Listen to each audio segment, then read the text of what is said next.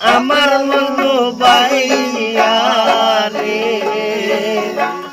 মজনুর হাতে মারছে বাড়ি গো মাস্টার, দেখেন হাতে ছায়া রে। বাড়ি মারলো মজনুর গায়ে, সে বাড়ি যায় বললো লাইলির গায়ে। কেমন প্রেমিক ছিলেন।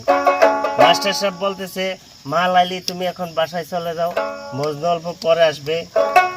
লাইলি রাস্তা দিয়ে গেতেছে, মনে মনে চিন্তা করতেছি, এই রাস্তা দিয়ে আমি আর মজনু ভাই একসাথে আসা যাওয়া করতাম, আজকে কেমন করে মজনু ভাইকে ছাড়া আমি একলা বাসায় যাই।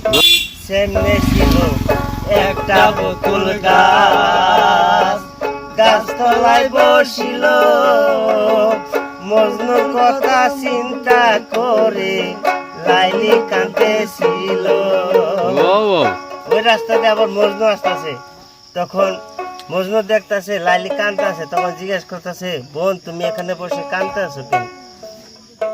লাইলি বলতেছে, এই পুকুরে আমার একটা পেন্সিল পড়ে গেছে, সেই জন্য কাঁদতেছে। দেরি হবে না। সঙ্গে সঙ্গে মজনু পানিতে ঝাঁপ দিলেন, সঙ্গে সঙ্গে প্রাণের লাইলিও ঝাঁপ দিলেন। প্রেমিক ছিলেন। সঙ্গে সঙ্গে দুইজনে সঙ্গে সঙ্গে মজনু আবার বলতেছে লাইলিকে, তুমি এখন আবার কেন নামলে? কয়, সত্যিকারে তুমি আমারে কতখানটা ভালোবাসো সেই জন্য পরীক্ষা করলাম।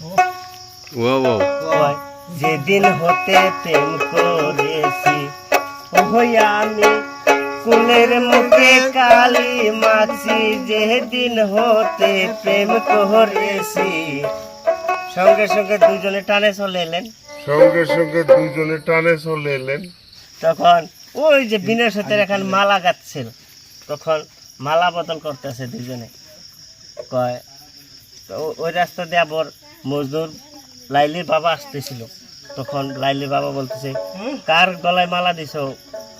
কার গলায় মালা দিছ গো মা গো, বলো না আমারে রে। লাইলির বাবা এসে লাইলিকে দুই হাত বেঁধে চলো, দুই হাত বেঁধে বলতেছে চলো বাসায় চলো। তখন লাইলি কাঁদতেছে আর বলতেছে, হাত বাঁধিবেন পাও বাঁধিবেন মন বাঁধতে পারবেন না,